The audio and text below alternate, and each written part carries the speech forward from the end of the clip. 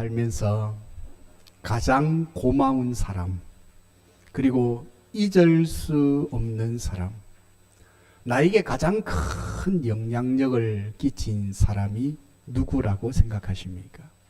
오늘 내가 이 자리에 서 있기까지 나에게 인생에 가장 큰 영향력을 끼친 사람 말입니다.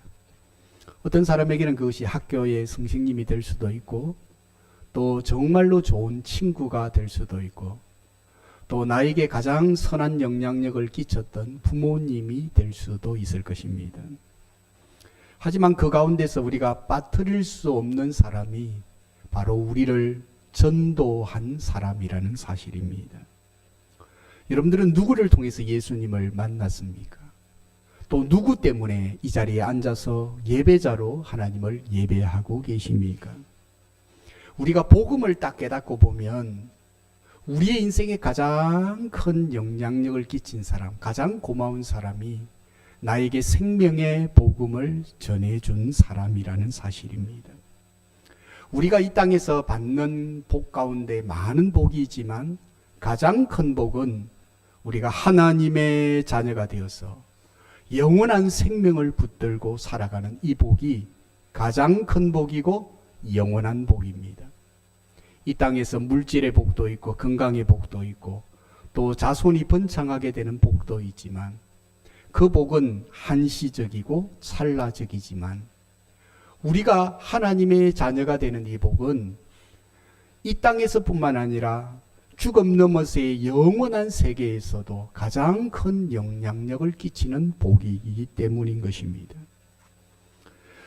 지옥 갈 백성들을 천국으로 인도하는 것만큼 소중한 복은 없습니다. 이것은 어느 것과 비교할 수 없는 복이라는 사실입니다.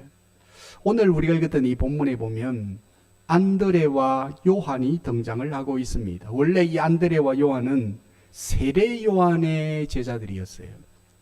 그런데 이제 세례 요한이 예수님을 보고 보라 세상 죄를 지고 가는 하나님의 어린 양이다 하면서 그분의 메시아 되심을 선언을 했지요. 그때 이 안드레와 요한이 예수님을 보고는 한 수 가르침을 받기를 원했습니다. 그래도 오늘 본문에 보니까 랍비여 어디 계시오니까 라고 말을 하고 있습니다. 이 랍비여 어디 계시오니까 라고 하는 이 말은 관용어로서 한 수 가르침을 받기를 원합니다 라고 하는 말입니다. 그는 예수님께 그 메시아에게 한 수 그 진리에 대한 가르침을 받고 싶어 했던 것이죠. 그때 예수님께서 와서 보라, 와보라 라고 말씀을 해주고 계십니다. 그때 이 안드레와 요한이 예수님께로 나아갔습니다. 그분의 가르침을 받는 가운데 진리를 깨닫고 메시아 되심을 깨닫고 그를 구주로 믿는 구원의 생명의 역사가 일어나게 된 것입니다.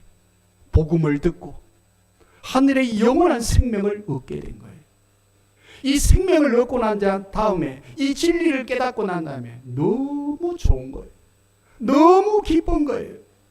이것을 나 혼자만 알고 있기로는 이 복음이 너무나도 귀한 거예요.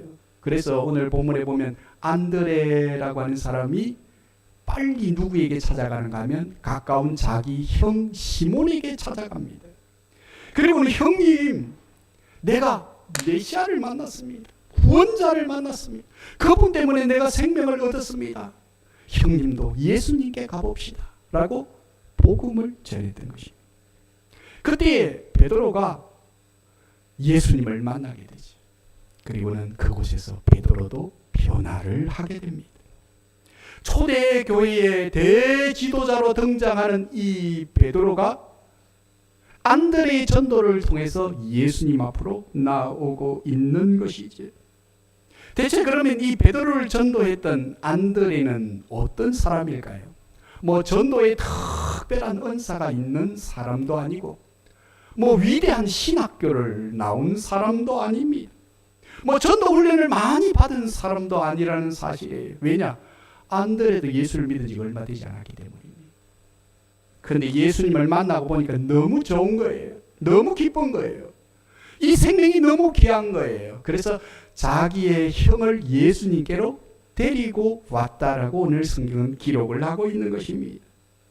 안드레가 형 에스를 전도한 이 사건은 초대교회의 위대한 거대한 그런 분수령이 되어지고 있습니다.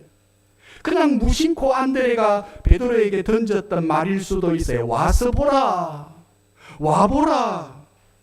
그런데 이 말 한마디가 위대한 말이 되고 베드로의 인생을 바꾼 위대한 말이 되고 초대교회의 성령의 새로운 바람을 일으키는 메시지가 되어졌다는 것입니다. 와서 보라 라고 안드레가 전하게 된 것입니다. 우리는 5월의 전도 축제를 앞에 두고 이 안드레가 전도했던 이 전도의 방법을 묵상을 해보면서 우리들도 안드레와 같이 복음을 전하는 그런 믿음의 사람이 되었으면 좋겠다라고 하는 생각을 가지고 오늘 본문을 여러분들과 함께 몇 가지를 통해서 지혜를 찾고자 합니다. 첫째로는 안드레가 전도하는 이 전도의 방법을 가만히 쳐다보면 전도가 어렵지 않다 하는 사실을 깨닫게 된다는 것입니다. 많은 사람들은 전도는 어렵다, 못한다, 안 된다 이렇게 생각을 한다는 것이죠. 그래서 우리가 전도를 하기 위해서는 우리의 생각이 바뀌어져야 돼요. 전도는 어렵지 않다. 이것은 우리가 안드레의 전도를 통해서 깨달을 수가 있어요. 전도가 뭐 하지 않다고요? 어렵지 않다. 이것이 안드레의 전도가 우리에게 가르쳐주고 있는 것입니다. 이 생각이 바뀌어져야 돼요. 우리의 패러다임이 바뀌어져야 돼요. 우리의 선입관이 탁 깨트려져야 돼요. 전도는 안 된다, 어렵다, 못한다 이 생각을 팍 바꿔야 된다는 것입니다. 그래야 전도를 잘 할 수 있어요. 오늘 이 안드레의 전도를 보십시오. 전도자에게 찾아가서 누구 뭐라고 이야기했습니까? 와서 보라, 와보라 그 말만 했어요. 와보라. 우리도 이 말은 할 수 있잖아요. 와보라. 우리 한번 따라해 보겠습니다. 와보라. 와서 보라. 우리는 누구나 이 말을 할 수 있어요. 그러면 전도가 뭐냐? 바로 와보라라고 말을 친구에게 가까운 지인에게 전하는 것이라는 사실입니다. 우리는 전도에 대해서 오해하는 오해가 있어요. 꼭 다 데려와가지고 예수를 다 믿게 하고 그 사람이 변화되도록 하고 이 모든 것을 내가 해야 된다고 생각하는 거예요. 그러나 그렇지 않습니다. 와서 보라라고 외치는 나의 말을 통해서 성령님이 역사해야 변화가 되는 것이고 성령님이 감화 감동을 주셔야 그들이 진짜 예수를 믿는 사람이 된다라고 하는 사실을 여러분이 기억하시면서 우리는 성령님의 도구가 되고 입술이 되어서 성령님의 손과 발이 되어서 와서 보라라고만 외치면 된다는 것입니다. 전도는 영생 주시기로 작정된 자를 찾아가고 그들에게 복음을 전하는 운동이라고 말할 수 있습니다. 영생 주시기로 작정된 자를 찾는 것이 전도라는 사실이에요. 영생 주시기로 작정되지 않는 사람은 우리가 아무리 말을 해도 깨닫지를 못해요. 영생 주시기로 작정되지 않는 사람은 우리가 어떤 헌신을 해도 마음의 문이 잘 열리지가 않습니다. 그럼 전도가 뭐냐? 하나님의 택한 영생을 주시기로 작정한 사람을 그리스도에게로 인도하는 것입니다. 그런데 우리가 그 영생 주시기로 작정된 사람이 누구인지를 알지 못하기 때문에 우리는 누구에게나 만나는 사람들에게 가까운 우리 지인들에게 복음을 전하는 것입니다. 어떻게 해요? 와서 보라 라고 전하는 것입니다. 영생을 주시기로 작정된 사람은요 툭 건들기만 해도 교회로 나옵니다. 이게 신비한 거예요. 어떤 사람은 아무리 애를 쓰고 용을 쓰고 막 힘을 써도 안 되는데 어떤 사람은 툭 건들기만 해도 기다렸다는 듯이 아니 누가 나를 좀 교회에 가자라고 이야기를 한마디라도 해주는 사람이 있었으면 좋겠다. 늘 이 마음을 품고 있는 사람들 영생을 주시기로 작정된 사람이 반드시 주변에 있다는 것입니다. 우리는 그런 사람을 그리스도에게로 인도하는 것 그것이 바로 전도라고 하는 사실을 우리는 생각해야 합니다.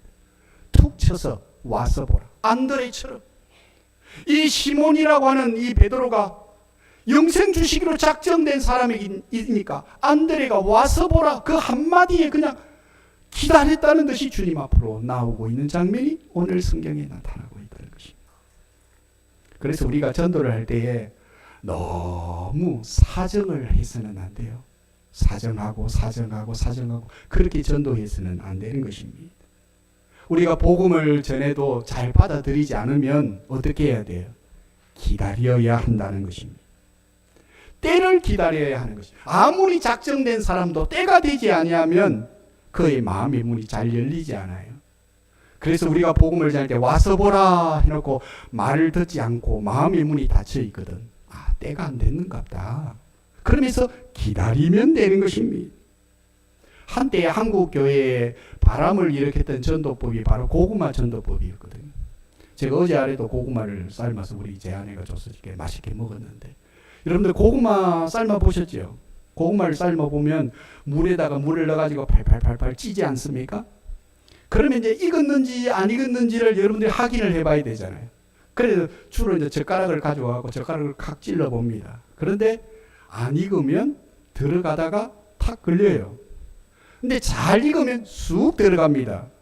그때 여러분들이 이제 다 익었구나라고 생각하고 맛있게 고구마를 먹지 않습니까? 근데 고구마 전도법이 뭔가 하면 쿡 찌르는데 와서 보라 하고 쿡 찌르는데 안 들어가요. 그럼 어떻게 해야 돼요? 기다리면 되는 거예요. 그래서 우리가 전도를 너무 어렵게 생각을 해서 벌써부터 전도도 하기 전에 마음에 주눅이 드는 경우들이 많아요. 그래서 우리가 전도를 쉽게 생각을 해야 됩니다. 전도를 생각하는 이 마인드가 좀 바뀌어져야 돼요. 택한 사람은 툭 한마디만 쳐도 그냥 바로 주님 앞으로 나오는 거예요. 야, 나도 교회 가고 싶었는데 잘 됐다. 야, 너 너무너무 고맙다. 그렇게 고백하는 그런 일들이 실제로 주변의 가운데 많이 일어난다는 사실입니다. 전도는 복음을 심는 운동이라고 말할 수 있습니다. 어떤 한 사람이 예수를 믿는 그리스도인이 되었어요. 내가 예수의 그 복음을 깨닫고 보니까 내가 예수 믿은 것이 그냥 된 것이 아니라는 사실을 깨달았어요. 가만히 생각해 보니까 자기가 어릴 때에 그 동네에 한 집사님이 계셨는데 그 집사님이 만날 때마다 최군 예수 믿으러 교회 오세, 교회 가세, 그 말을 한 50번 이상은 들었다는 거예요. 그런데 그때에 마음이 열리지 않아서, 때가 되지 않아서 교회를 안 갔다는 거예요. 중학생이 되고 고등학생이 되었습니다. 마침 자기가 옆에 예수 믿는 교회를 다니는 친구가 있었어요. 그래서 야, 교회 가자. 그 이야기를 했을 때에 무슨 소리야 너? 왜냐하면 마음의 문이 닫혀 있으니까. 콧방귀를 끼면서 교회를 가지 않았다는 것입니다. 그러다가 대학을 가가지고 같이 하숙을 하는 친구를 만났는데 이 친구가 참 신실한 크리스천이었어요. 섬기고 봉사하고 우정과 사랑을 베푸는 모습을 보면서 야, 교회 한번 가보자. 교회 한번 가보자. 그렇게 했을 때 미안한 이 친구가 너무 잘해주니까 미안해서 그러면 한번 가볼게 하고 따라왔는데 그곳에서 예수님을 인격적으로 만난 거예요. 그리고 예수님을 만난 그 기쁨이 너무 크고 이 은혜가 너무 큰데 가만히 생각해 보니까 내가 오늘 예수를 믿은 것이 그냥 된 것이 아니더라는 거예요. 어릴 적에 그 동네 고향의 집사님, 최군 교회 가세, 예수 믿으라. 그렇게 오랫동안에 전했던 그 집사님이 생각이 난 거예요. 학교 중고등학교 다닐 때 같이 교회 가자, 예수님 믿으면 너무 좋다 이야기한 그 친구가 생각이 나는 거예요. 그래서 실제로 사람들 가운데 오래전에 자기에게 예수님을 전했던 그 사람에게 예수 믿고 난 다음에 전화를 해가지고 야, 너 그때 예수를 믿으라고 했는데 내가 그때 교회를 안 나갔는데 야, 내가 지금 예수 믿고 나니까 너무너무 좋다. 그리고 그때 나에게 전도해줘서 너무 고맙다라고 이야기를 했다고 합니다. 사랑하는 성도 여러분, 어찌 된 것일까요? 어릴 적에 고향의 그 집사님이 복음을 전한 것은 씨를 뿌린 거예요. 중고등학교 때 친구도 계속 씨를 뿌린 거예요.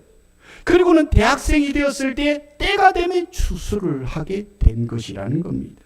우리가 천국에 간다면 어릴 때 그 복음의 씨를 뿌렸던 그 집사님, 그리고 중고등학교 때 그에게 복음을 전했던 그 친구, 그리고 대학생이 되어서 자기를 교회로 인도해서 예수를 믿게 한 그 모든 사람들, 그들은 하늘나라에서 동일한 상급을 받을 줄로 믿습니다. 전도는 복음의 씨를 뿌리는 거예요. 때가 되면 다 하나님께서 열매를 맺게 하신다는 이 믿음을 우리가 가지고 복음은 어렵지 않다. 와서 보라. 예수 믿으면 좋다. 이 말만 우리가 전하는 것, 그것이 바로 전도라고 하는 사실입니다.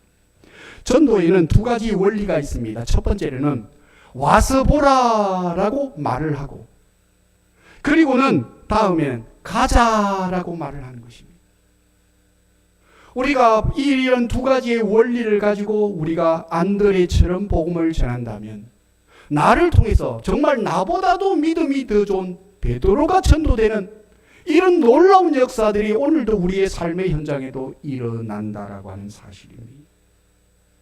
안드레는 그렇게 베드로를 전도했습니다. 우리가 읽었던 41절 말씀에 이렇게 말하고 있습니다. 그가 먼저 자기의 형제 시몬을 찾아 말하되 우리가 메시아를 만났다 하고, 메시아는 번역하면 그리스도라. 데리고 예수께로 오니 예수께서 보시고 이르시되 네가 요한의 아들 시몬이니 장차 게바라 하리라 하시니라. 게바는 번역하면 베드로라. 이 말씀에서 보시면 데리고 예수께로 왔다라고 말하고 있는 것입니다. 안드레가 어떻게 했다고요? 데리고 예수님께로 왔다는 것입니다. 이게 안드레의 전도법이었다는 것입니다. 이때에 놀라운 변화의 역사들이 일어나고 있죠. 사랑하는 성도 여러분, 전도가 무엇입니까? 데리고 오는 것입니다. 안드레는 자기가 한 일이 대수롭지 않게 느껴졌을 수도 있습니다. 데리고 오는 거, 이까이 거, 이게 뭐라고 이라고 생각할 수도 있었을지 모릅니다.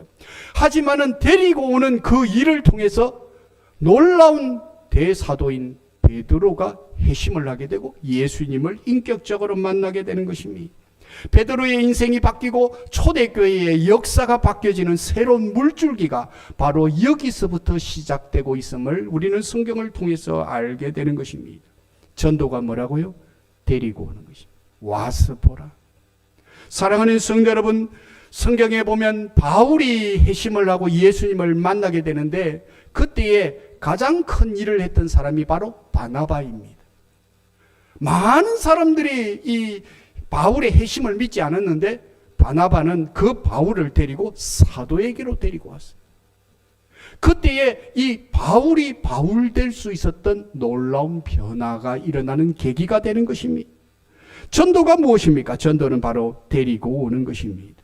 만약에 우리가 죽어서 천국에 갔을 때에 지옥에서 사랑하는 우리의 지인과 친구와 가족과 친척과 직장의 동료들이 그 지옥의 뜨거운 불구덩이 속에서 야 친구야, 와 그때 한 번이라도 와보라, 교회에 가서 예수님께로 와보라라고 왜 너 한마디도 하지 않았니?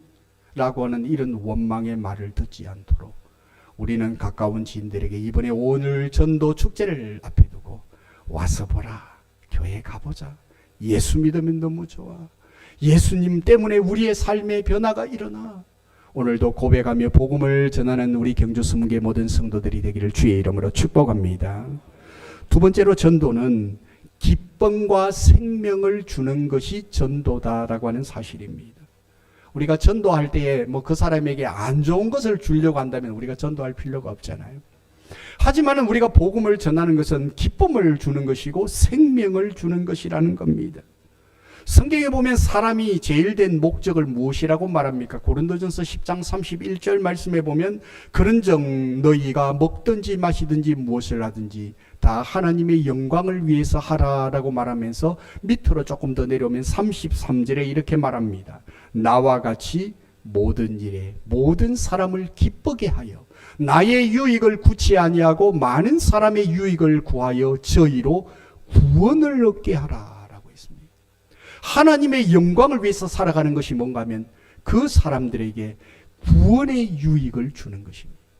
이것은 하나님을 기쁘게 하는 것이고, 그리고 복음을 전하는 자에게 기쁨이 되고 복음을 받는 상대방에게 기쁨을 주는 일이라고 성경이 기록을 하고 있는 것입니다. 사랑하는 성도 여러분, 하나님의 기쁨, 나의 기쁨, 또 복음을 듣는 사람들에게 기쁨을 주는 것이 바로 전도라고 성경은 말하고 있는 것입니다. 누가복음 15장에 보면 우리가 잘 아는 비유가 나타납니다. 그 비유는 바로 잃은 양을 찾는 비유입니다. 잃은 양을 찾는 비유에 보면 목자가 잃어버린 한 마리의 양을 찾아가지. 그리고는 그 잃은 양을 찾았을 때 성경에 보면 기뻐 즐거워하며 어깨에 메고 돌아와서 그 동네의 모든 사람들을 불러 모으는 우리가 함께 즐기자라고 하면서 잔치를 배설한다는 것입니다. 누가복음 15장 7절에는 이렇게 말합니다. 내가 너희에게 이르노니 이와 같이 죄인 한 사람이 회개하면 하늘에서는 회개할 것 없는 의인 99으로 말미암아 기뻐하는 것보다도 더한다라고 말하고 있습니다. 바로 이 잃어버린 영혼 한 마리의 양이 바로 우리가 전도하는 대상자라고 하는 사실입니다. 그 한 사람이 회개하여 돌아오면 하늘에서는 의인 99으로 그들이 드리는 찬양보다도 하나님이 더 기뻐하신다라고 말하고 있지요. 죽음을 앞두고 있는 자에게 줄 수 있는 가장 큰 선물이 무엇일까요? 죽음을 앞두고 있는 사람에게 줄 수 있는 가장 아름다운 것은 바로 복음을 전하는 것입니다. 그 일은 죽음을 앞에 두고 있는 사람에게 가장 다급한 일이고 가장 소중하고 중요한 것이지요. 예수님께서 십자가에 못 박히실 때에 양쪽에 강도, 흉악한 강도 두 사람이 함께 매달려 있었습니다. 그런데 한쪽에 있는 강도는 예수님을 비난했습니다. 그런데 한쪽에 있는 강도는 자기가 예수님 앞에서 자기의 죄인됨을 고백하면서 당신의 나라가 임할 때에 나를 기억해 주십시오. 내가 죽음 너머의 하나님의 나라에 들어갔을 때 나같이 흉악한 죄인도 구원받을 수 있을지 없을지 모르지만 주님 나를 기억해 주십시오. 불쌍히 여겨 주십시오라고 고백하게 됩니다. 그때 예수님께서 네가 오늘 나와 함께 낙원에 있을 것이다. 하나님의 나라에 들어간다라고 하면서 그 흉악한 죄인, 죽음을 직면해서 바로 숨이 넘어가는 그 한편 강도에게 구원을 선포하고 있는 예수님의 모습을 보게 됩니다. 예수님은 십자가에 죽으시는 그 장소에서도 복음을 전하고 있는 예수님의 모습을 보게 되어집니다. 사랑하는 성도 여러분, 전도는 우리의 인생에서 가장 긴박한 것이라고 말할 수 있습니다. 우리 주변에 여러 가지의 어려움 속에 있는 사람, 죽음의 직면에 있는 사람들에게 우리가 복음을 전하는 기회가 되었으면 좋겠습니다. 교회에 오고 안 오고를 떠나서 우리가 만인에게 복음을 전하는 것, 이것이 하나님의 뜻이라는 겁니다. 지난 주간에 이제 전국에서 지금 산불이 나서 우리나라의 온 산천이 이제 불에 타는 이 장면을 보면서 온 국민들이 가슴 아파했습니다. 또 어제인가 아래인가는 미얀마에서 지진이 일어났는데 뭐 보니까 사망자가 한 1000명 되고 부상자가 한 2000명 정도 되더라고요. 그런데 그건 또 정확한 통계일지 아닐지도 모릅니다. 왜냐하면 지금 군정이 장악하고 있기 때문에 지금 정확한 통계가 잘 나오지를 않아요. 아마 그보다도 훨씬 더 많은 사상자들이 났을 거예요. 오죽했으면 그 강도가 미얀마에 113년 만에 나타난 지진이라고 그러잖아요. 113년 만에. 그 지진이 얼마나 컸던지 방콕에 있는 그 빌딩이 무너져 내리는 거 보셨죠?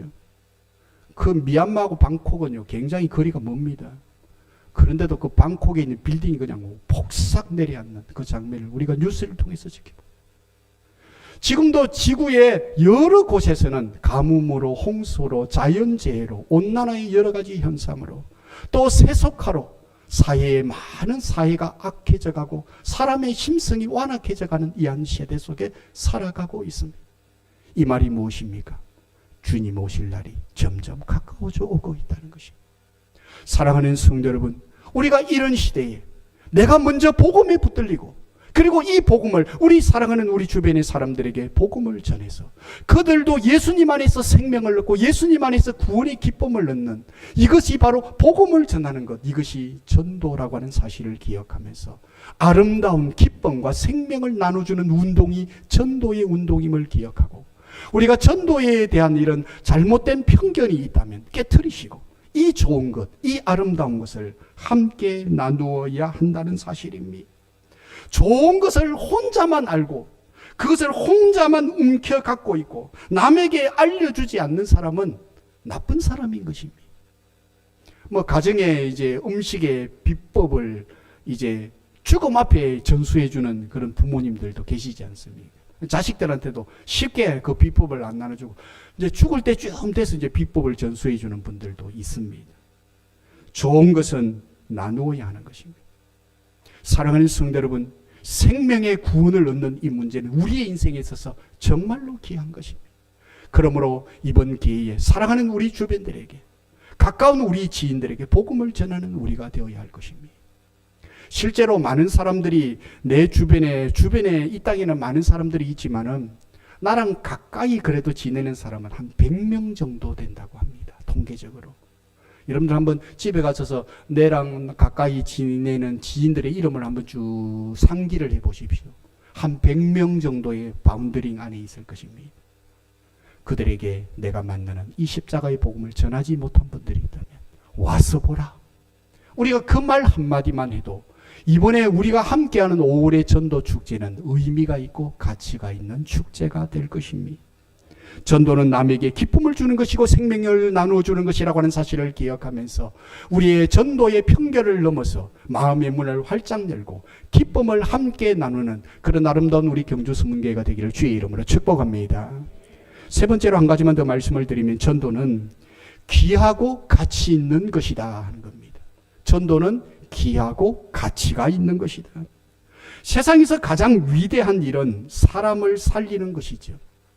그래서 의사나 간호사나 소방관이나 경찰관 이런 분들은 이런 직업을 가지고 있는 사람을 위대하게 생각하는 이유가 뭔가 하면 사람을 살리는 일을 하고 있기 때문인 것입니다. 근본에도 이제 산불이 나서 이제 온 산천이 타는 이 모습을 보면서 참 귀한 일을 하는 그런 분들이 너무나도 많다라고 하는 사실을 알게 되잖아요. 귀하고 가치 있는 일은 바로 사람을 살리는 이 일을 하는 것입니다. 우리나라는 직업을 선택할 때 돈을 얼마나 많이 버는 직업을 가지느냐 여기에 포커스가 맞춰져 있지만 선진국으로 가면 갈수록 돈의 가치보다는 얼마나 가치 있는 직업인가, 얼마나 그런 자기에게 행복과 소망을 주는 직업인가, 이것을 척도를 많이 한다고 합니다. 사랑하는 성도 여러분, 전도가 무엇입니까? 사람을 살리는 것입니다. 마가복음 1장 38절 말씀해 보니까 이렇게 말합니다. 이르시되 우리가 다른 가까운 마을들로 가자. 거기서도 전도하리니 내가 이를 위하여 왔노라 라고 하셨습니다. 예수님께서 하시는 말씀이 우리가 가까운 이웃 마을로도 가자. 그곳에서도 전도하는데 내가 이것 때문에 이 땅에 성육신하여 인간의 몸을 입고 왔다라고 말씀해 주셨습니다. 예수님이 오신 목적이 바로 사람을 살리기 위해서 오셨다라고 말씀하고 있는 것이죠. 그리고는 이 사명을 교회에 위임을 해주고 계십니다. 사랑하는 성도 여러분, 여러분들은 최고의 애국자가 누구라고 생각하십니까? 최고의 애국자는 여러분들이 생각하는 여러 가지의 기준들이 있을 것입니다. 하지만 저는 목사이기 때문에 기독교적인 관점, 세계관에서 바라본다면 최고의 애국자는 복음을 전하는 자입니다. 우리나라 대한민국이 이만큼 경제 강국이 된 이유를 여러분들은 원인을 어디에서 찾고 있습니까?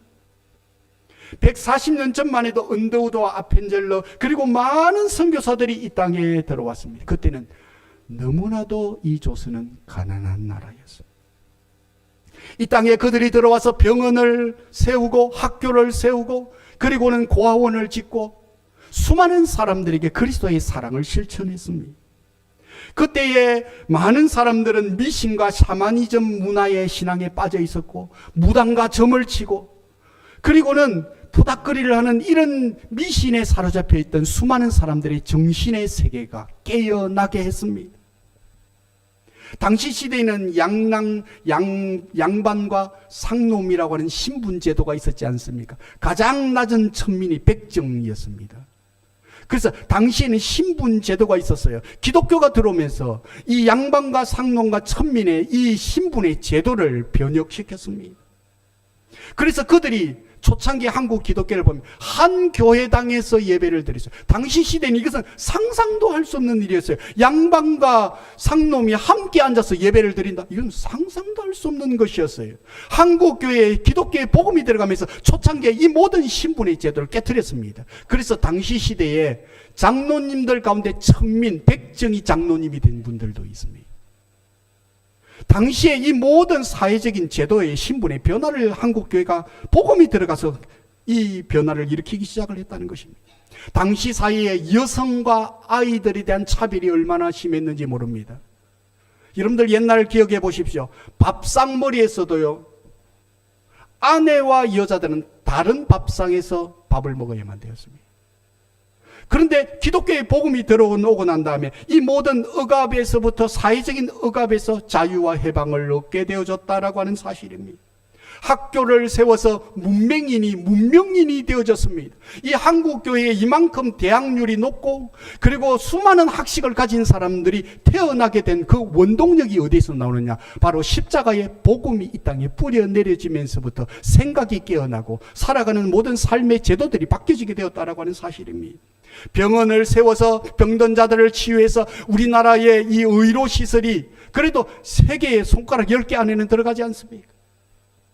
전쟁으로 말미암아 완전히 폐허가 되었던 이 대한민국, 일제의 36년의 시기를 보내면서 모든 억압과 착취동에서 너무나도 가난하게 살았던 이 대한민국에 복음의 밝은 빛이 들어오기 시작하면서 한국 이 사회는 변화되기 시작했다라고 하는 사실입니다. 사랑하는 성도 여러분, 우리의 노력만으로 이곳까지 온 것이 아닙니다. 하나님의 은혜요, 하나님의 복음의 축복이라고 하는 사실을 우리가 기억한다면, 이 복음이 얼마나 귀하고 가치 있는가. 이 복음이 우리의 가문과 우리의 가정과 나라와 민족을 바꾸는 원동력이라고 하는 이 분명한 신앙관을 우리가 가지고 우리가 이 복음에 먼저 붙들리고 이 복음을 함께 전하는 이 운동이 바로 전도의 운동이라는 사실입니다. 60년 전만 해도 남한보다도 북한이 훨씬 더 잘 살았습니다. 천년 자원도 북한이 훨씬 많고요. 북한이 훨씬 더 60년 전만 해도 잘 사는 국가였습니다. 그런데 왜 가난한 나라가 되었습니까?